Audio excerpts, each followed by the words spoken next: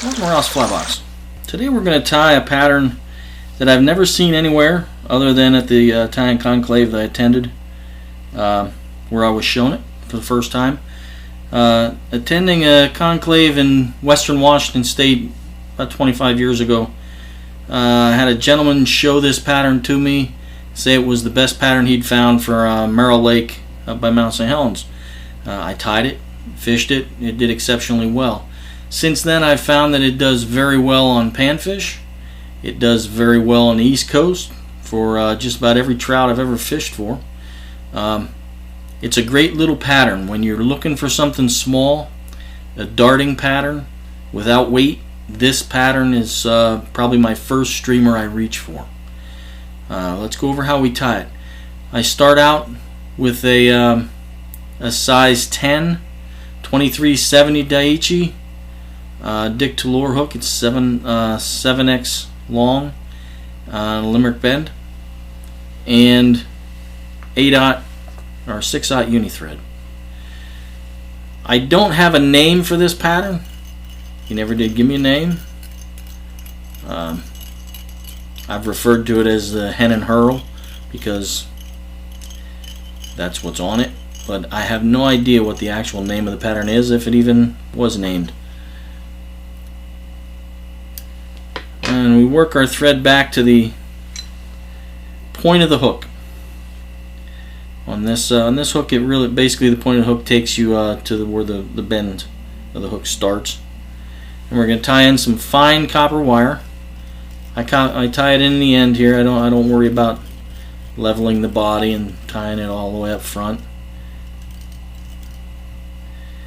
And stow that wire out of the way. And the next material you're going to tie in are 2 Peacock hurl. And we're going to even up the tips. I like to cut back about 1/4 inch on the shortest one. I'm going to even the tips up.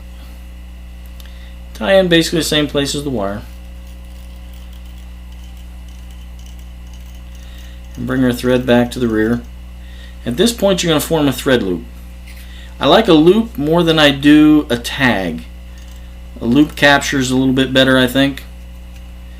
And it spins a little more durable. And you're going to see why. And then once I lock that loop into place, bring my thread up to about 2 eye lengths back from the front. And we're going to sweep those 2 hurls back into the thread loop. And as far back with as much material as we can, you're going to grab them with your hackle pliers. Now I try and get the longest Peacock hurl that I can find that's decent for this pattern. I only tie it in a size 10, that's the size I was shown. I've never really found Peacock hurl without doing it more than once. It was long enough to do much bigger of a streamer than this. And at this point you're just going to wrap it forward. You don't have to be fancy. Just going to bring it forward. It's going to give you a somewhat of a hurled body. If you get a flat spot, it doesn't matter.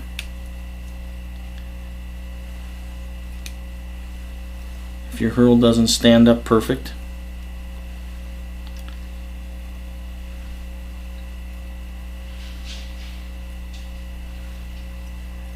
I advance it at a pretty good rate because I'm not worried about whether or not it's extremely tight. I just need a uniform body. Like I said, most of the hurl you'll find will take this hook right up to about where you want it. And you're going to tie it off. You're going to end up with this hook, you're going to end up right about where the loop of the eye tapers down. This is an open loop hook. And it's going to give you a peacock body. And then you're going to counter wrap your copper wire, fine copper wire. Not too tight. but evenly spaced. It's going to give you your ribbing appearance.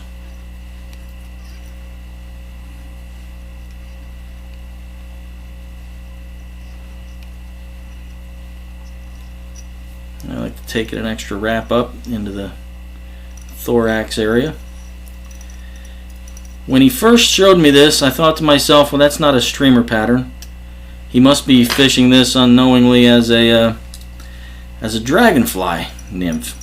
But I don't think that's the case, because while it probably does catch an occasional stillwater fish as a dragonfly nymph, it does very, very nicely as a small streamer in moving water. So I think he was on to something.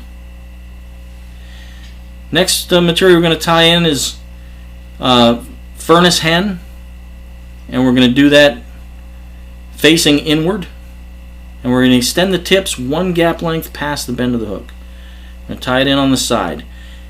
If this feather rotates anywhere other than directly sideways, you want it to rotate slightly down to where the bottom of the feather is together. Sometimes it'll rotate to where it'll cup at the bottom. That's actually desired. That's the way he showed me. I've tied it pretty much sideways or parallel, but he tied it as almost as a cupped feather on the bottom.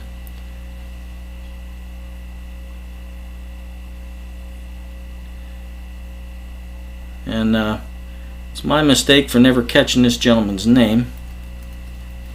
It was at a fly shop in Lacey, Washington, where I met him, and he did give me this pattern, so I have to thank him for it, even though I don't know who he is. And you're going to clip your butts off, and that's going to give you it's going to finish your body.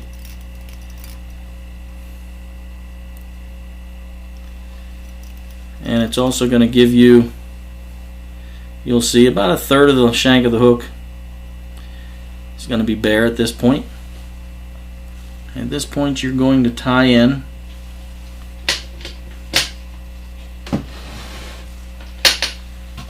two black ostrich hurls.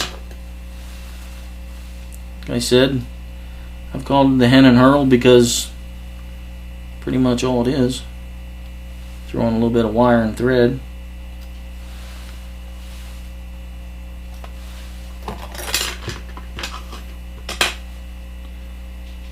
And I match those up. I tie them in base first. Tie them in on the side of the hook. Bring my thread to the front.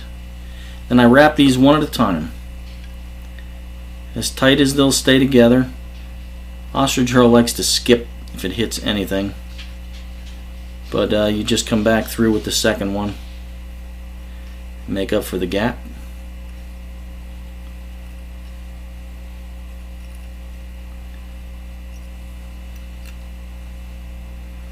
Tie the first one off.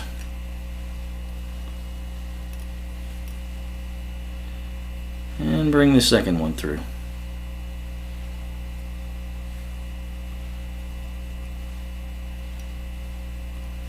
Like I said, that second one will tend to fill any gaps in. If you tie them in together, they tend to separate and walk in opposite directions.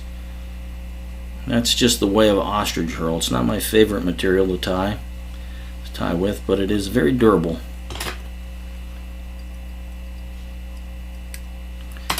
And clip your butts and build a small head.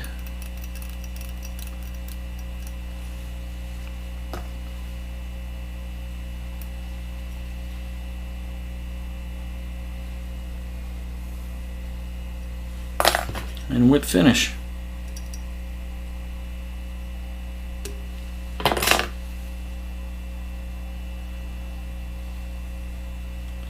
And there you have it.